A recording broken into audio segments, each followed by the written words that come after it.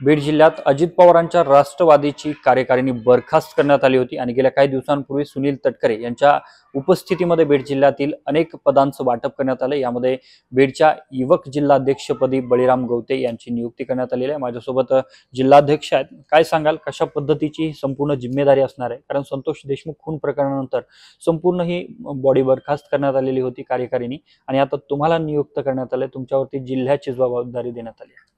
नक्कीच माननीय अजितदादा पवार साहेबांनी आणि सुनील तटकरे साहेबांनी धनंजय मुंडे साहेब, भैयासाहेब पंडित साहेब सर्वांनी माझ्यावर युवकांची जिम्मेदारी दिलेली आहे। नक्कीच ती येणाऱ्या काळात सार्थपणे पेलवण्याचा मी प्रयत्न करेल।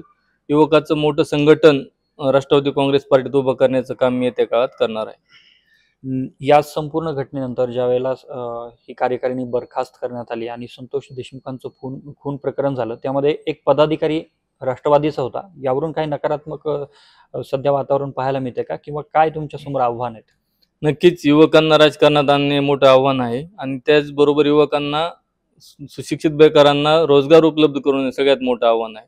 आज आपण जिल्ह्यामध्ये पाहिलं, तालुक्यामध्ये पाहिलं तर अनेक तरुण हे चांगले शिक्षण घेऊन पण रोजगारापासून वंचित आहेत। सगळ्यात मोठं ह्याच्यापेक्षा आव्हान मोठं त्यांना काम देणं आहे, कामाला लावणं आहे। ते आव्हान सगळ्यात महत्त्वाचं वाटतं। स्थानिक स्वराज्य संस्थेच्या निवडणुका येतात, ज्यामध्ये तुम्ही सुद्धा यापूर्वी निवडणुका लढवल्यात, तुम्ही पदही त्यामधली भूषवलेली आहेत। कशा पद्धतीने बघताय जिल्ह्यातल्या संपूर्ण परिस्थितीकडे? नक्कीच राष्ट्रवादी काँग्रेस पार्टी असेल, बीजेपी असेल, शिवसेना असेल, शिंदेगड, सगळी आमची ताकद खूप मोठी आहे। फक्त ती ताकद एकत्र करून एकत्र येणाऱ्या निवडणुकीला सामोरं जाणं महत्त्वाचं आहे आणि हे जर एकत्र तिन्ही पक्ष एकत्र लढले तर कुठलीही निवडणूक तिन्ही पक्षाला काही जास्ती अवघड जाईल असं मला वाटत नाही। तुमच्या महाविकास आघाडीचे काही पदाधिकारी यामध्ये चर्चा झाली आहे तुमच्यामध्ये का, की स्थानिक स्वराज्य संस्था कशा पद्धतीने लढवली जाईल जिल्ह्यात? नक्कीच आमची चर्चा झालेली आहे। बऱ्यापैकी आम्ही सर्व जागा युती करूनच लढणार आहोत। एकाच जागेवर काही एका दुसरा प्रॉब्लेम असेल तो सहमतीने एकमेकांच्या विचारांनी सोडवण्याचा प्रयत्न केला जाईल, पण बऱ्यापैकी निवडणूक ह्या एकत्र लढण्याची चर्चा ही सकारात्मक झालेली आहे। किती प्रमाणात यश मिळेल आणि अजितदादा सुद्धा येत्या काही दिवसांमध्ये बीड जिल्ह्यामध्ये असण्याची शक्यता आहे, कशा पद्धतीने हे सगळे आखणी करणार आहात तुम्ही स्थानिक स्वराज्य संस्थेच्या निवडणुकीच्या अनुषंगाने? नक्कीच दादा पुढच्या आठवड्यात बीडमध्ये येणार आहेत आणि स्थानिक स्वराज्य संस्था असतील, विविध विकास कामांची पाहणी किंवा उद्घाटन अशा अनेक कार्यक्रम दादाचे होणार आहेत।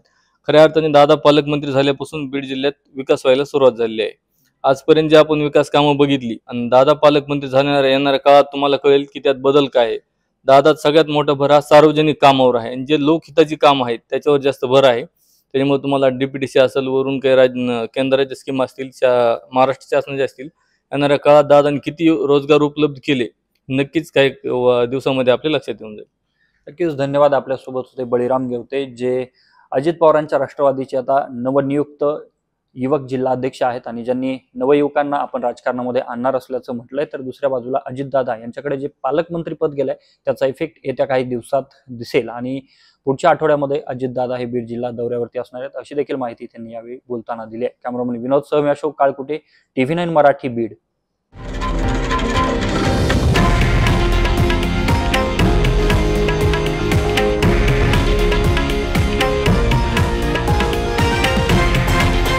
हे आहे देशातील नंबर 1 न्यूज नेटवर्क आणि आपण पाहत आहात TV9 मराठी, एकमेव।